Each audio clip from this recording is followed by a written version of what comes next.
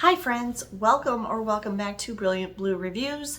My name is Heather, and in today's video I'm going to be giving you an update. I need to apologize to all of my viewers on this channel, although there are not that many of you yet. We're growing all the time. Thank you so much for watching the videos, because I haven't posted anything in almost a month. I'm very sorry about that. I want to give you a little explanation and kind of catch you up on what's been happening. The last thing I posted, I think, was a short in which I was telling you that I was in a reading slump. Unfortunately, I'm still in the reading slump. Newly published books that I have been very excited and very much looking forward to reading keep coming in on hold at the library for me. Latest is this one, okay, which I was really excited to read Catherine Center's new book. I've had this for, 5 days now, haven't even started it. So this has just been kind of my thing lately with reading. I just haven't been into reading lately. I did read a couple of nonfiction things that were more personal. I was reading with someone else and things like that. So I did read a couple of books, but they're not something that I necessarily want to share on this channel. I don't know if I'm actually going to get started because that's a 14-day book and I would have needed the whole 14 days probably to read it. So it might be going back to the library again.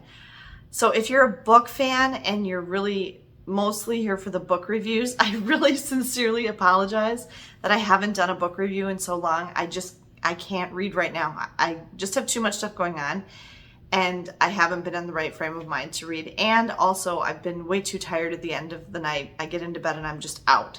So I apologize for that. I anticipate that in the future, I will get back into reading. I will catch up on all these books that I have on my list eventually. They just may not be the just as soon as it came out reviews that I normally would like to give you for anything, including books. So sorry about that. That's where we're at with books.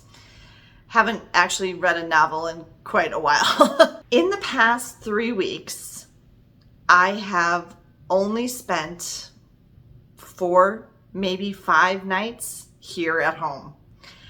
I have been traveling a lot. I left the country, got to use the passport.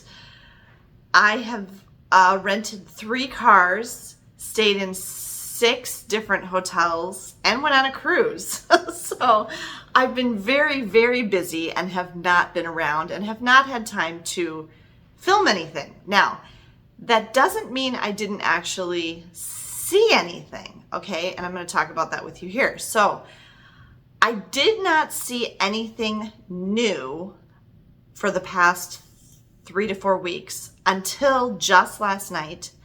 My younger 2 kids and I went to see Mission Impossible Final Reckoning. So the next video that I'm going to make right after this one is going to be my review of that movie, which we just saw last night on May 30th. It was my daughter's birthday.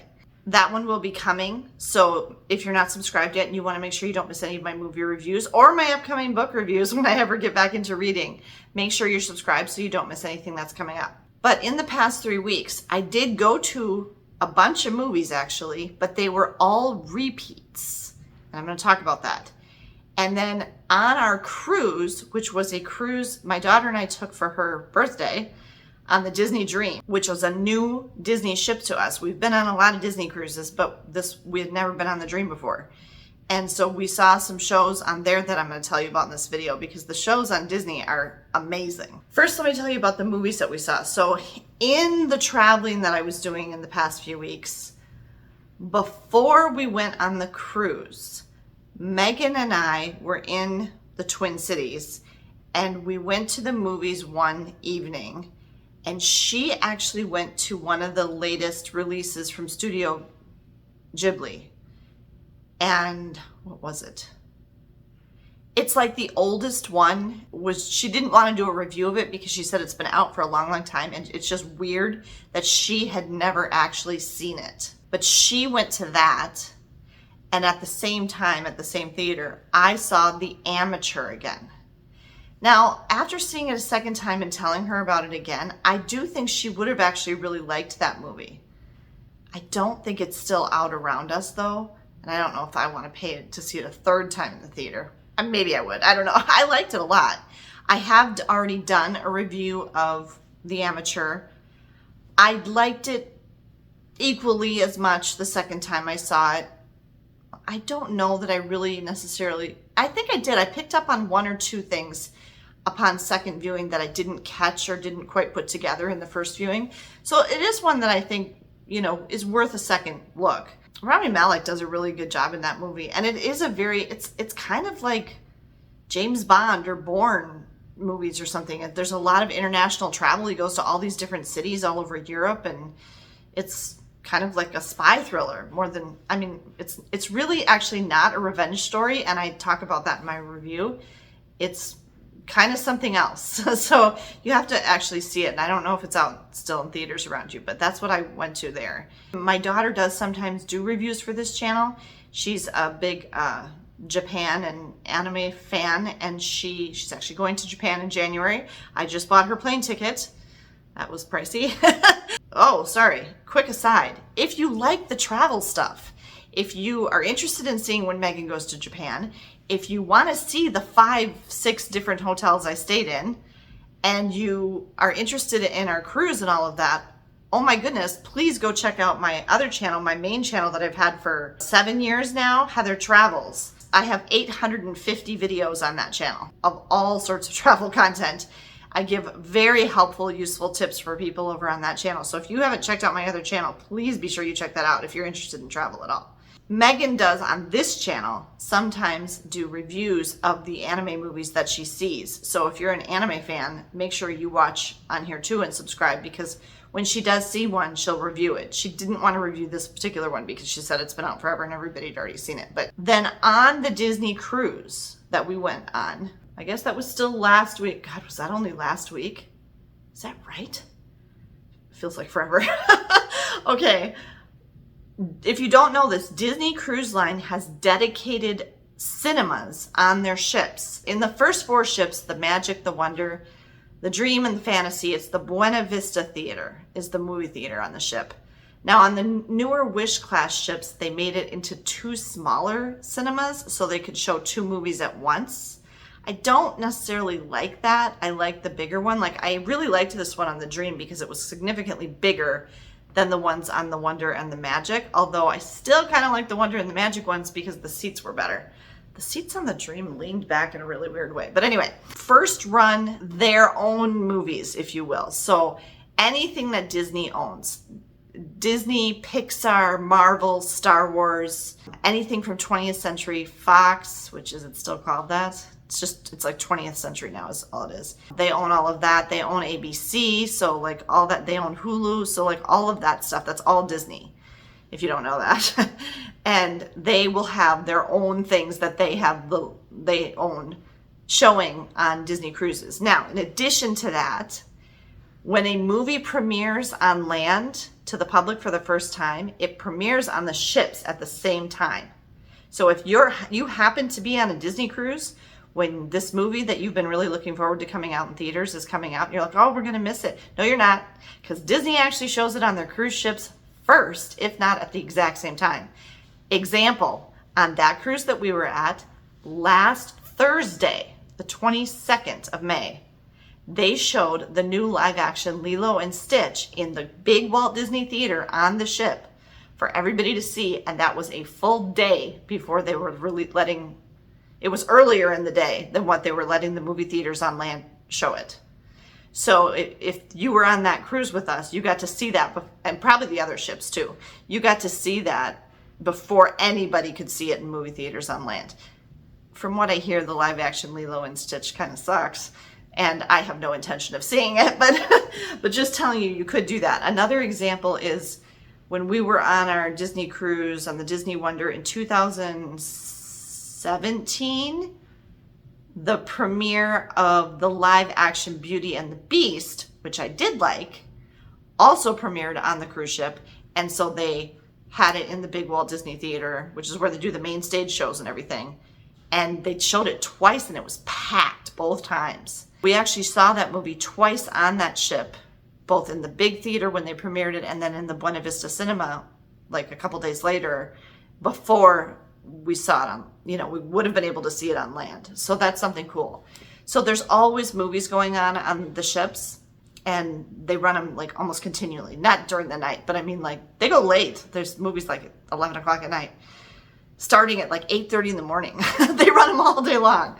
And they do have concessions. There's popcorn and candy and soda and everything for an extra charge. That's one of the very few things that Disney does charge extra for. You can also get that stuff to go into the main stage shows too, like the theater shows. However, there is a workaround.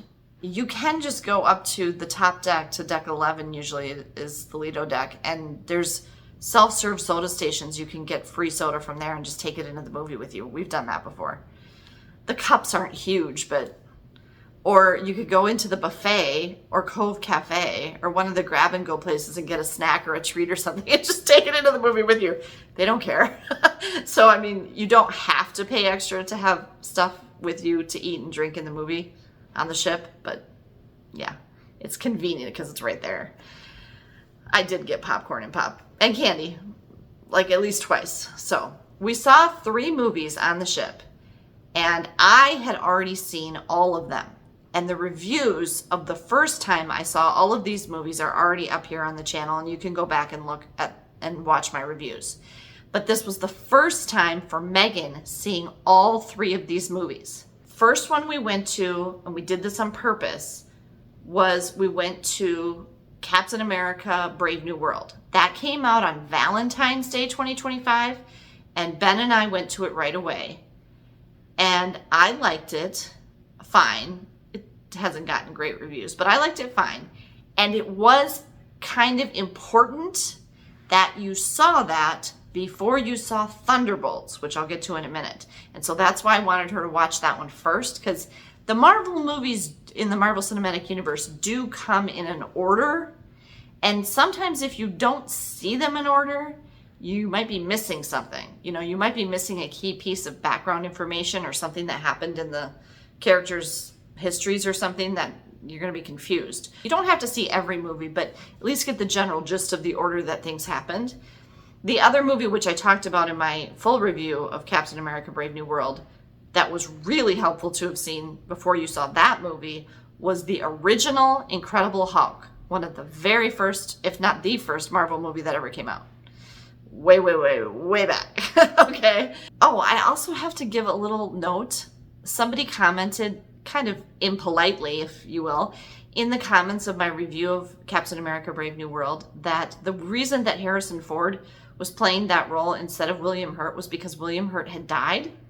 I didn't realize William Hurt had died. I don't know how I missed that. So I apologize for that I said, I don't know why they didn't get William Hurt back to play this role. I didn't know he was dead. Oops. So, sorry. That's why they had to do that. The second movie that we saw on the ship was Snow White. And is it just Snow? Yeah, it's just Snow White. They don't call them dwarves. They're magical creatures. And in this time when I saw it with Megan, I actually caught that.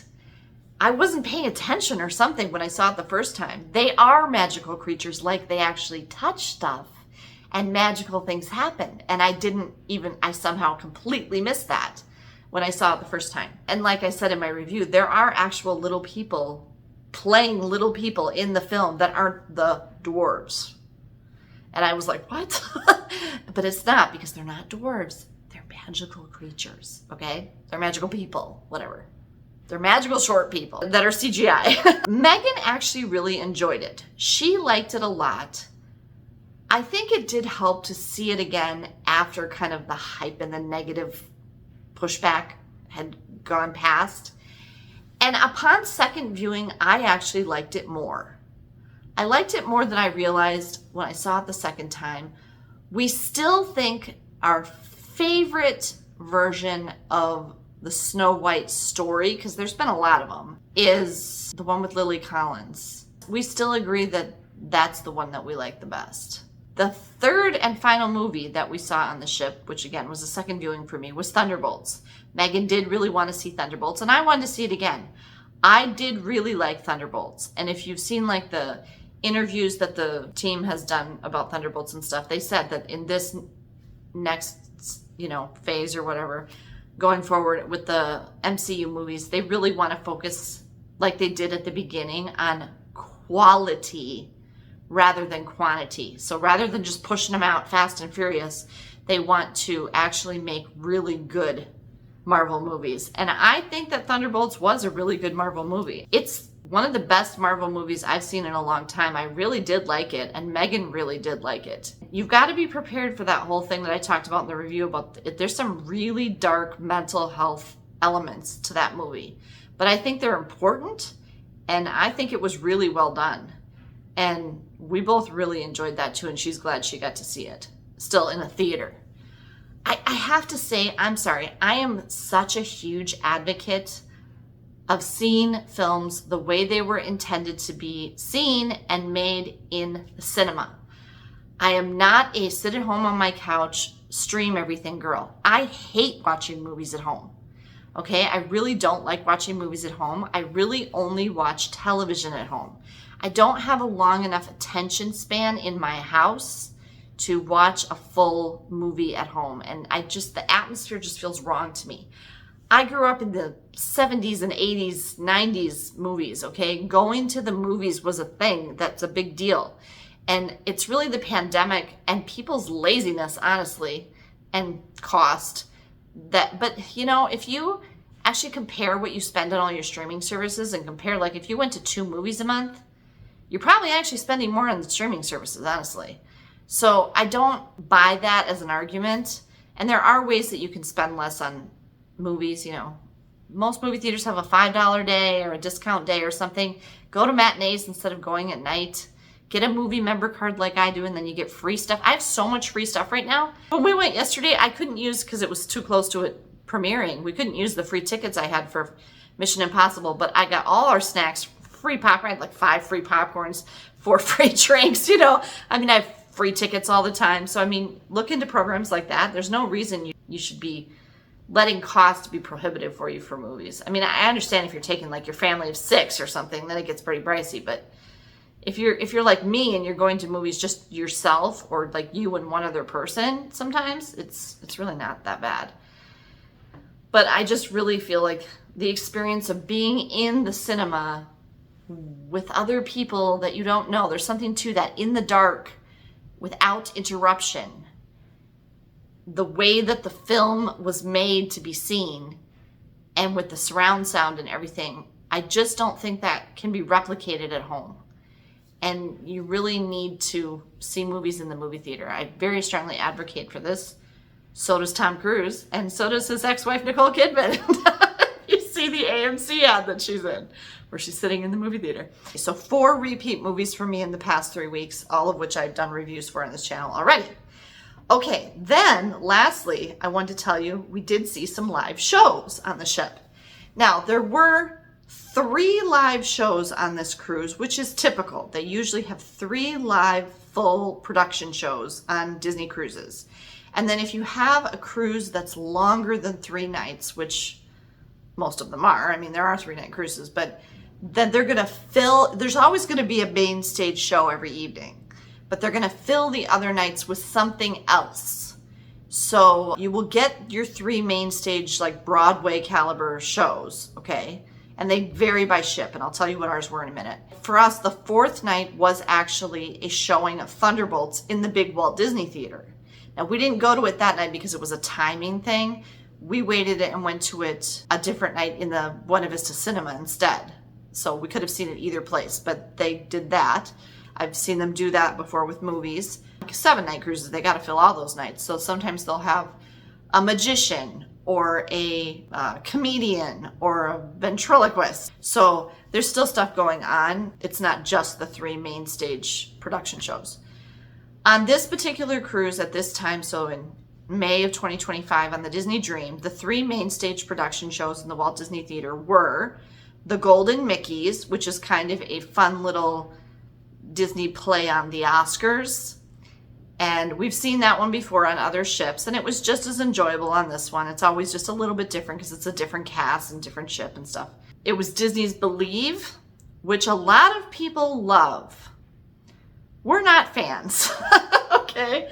That's probably my least favorite production show on any Disney cruise ship is Believe. And I've seen it like, I don't know, 5, 6 times now So we skipped it. I think that's when we went to Thunderbolts, was when that show was going on. Okay, and then the third show, though, oh my, was the last night of the cruise. And it was Beauty and the Beast. And we were kind of like, we've seen Beauty and the Beast. We had just been to Disney World in February. We'd seen Beauty and the Beast live on stage at Hollywood Studios. And, we're like, we're kind of tired of Beauty and the Beast. Oh, no. Okay, that show was amazing. First of all, the way they did the sets on that show, on the ship, on a moving ship, was absolutely stunning. It was really cool. Secondly, the costuming. Wow. The costumes for that were really good. They were great. Thirdly, the cast, and I don't just mean, we're pretty sure she was Irish, woman who played Belle, the guy who played Beast, the guy who played Gaston was great. He was spot on for Gaston. I mean, the main characters, like Maurice, Cogsworth, Lumiere, all of them, they were all really good. But the supporting cast, the dancing and singing ensemble was amazing. They were some of the best background people, if you will, that I've ever seen in any show ever. I mean, I'm talking Broadway, West End, anything. They were really, really good. We were very impressed. And then this particular version of Beauty and the Beast, which again did involve puppets. Now that sounds so weird, okay? But this version of Disney's Beauty and the Beast on the Dream, Frozen on the Wonder, and Tangled on the Magic. If there's other ones, let me know, because I haven't been on all the ships. But it sounds weird to say that they use puppets, but they use puppets. They're big puppets. We showed it in our Walt Disney World videos that I just did on the Travel Channel. Some of the puppets and stuff from the Lion King production show, which I think it was Broadway, that were on display at Epcot when we were there during the Festival of the Arts in February. They're big puppets. So, I mean, like Sven the reindeer in Frozen is a puppet, but he's huge. The horse, Maximus in Tangled, puppet. Little Anna and Elsa in Frozen, they're puppets, okay? But the actor or the performer who is voicing the character and controlling the puppet is dressed as and is as much of the character as the puppet is. That's the best way I can think to describe it. It's very, very effective. It's very good. I really love when they do that. This was another show that included the puppets. But also, this version I really liked. Now, I just talked a little bit ago about the movies that they show on the ship, and I talked about how we saw the live version of Beauty and the Beast when it came out in 2017. This play, this show, this musical that's on the Disney Dream now is really based on that. It's based on the live action movie Disney's Beauty and the Beast, not the original animated version. And I liked it because of that better. Megan was very specific. She caught very specific lines, very specific musical numbers, all sorts of stuff. She's like, this is from the live action remake. This is from the live action one. And she knew exactly where the places were that it was. She's like, this isn't, Mom, this isn't based on the animation. This is based on the live action one. And because of that, it's really kind of more enjoyable for adults. I kind of think of the live action Disney reimaginings, not the latest ones, but some of the earlier ones, including Disney's Beauty and the Beast, Maleficent, Mulan. I think of those as the grown-up version of the original animated classics. That's kind of how I like to think of them, because I grew up with the animated classics, or not grew up with, but I was a teenager, young adult.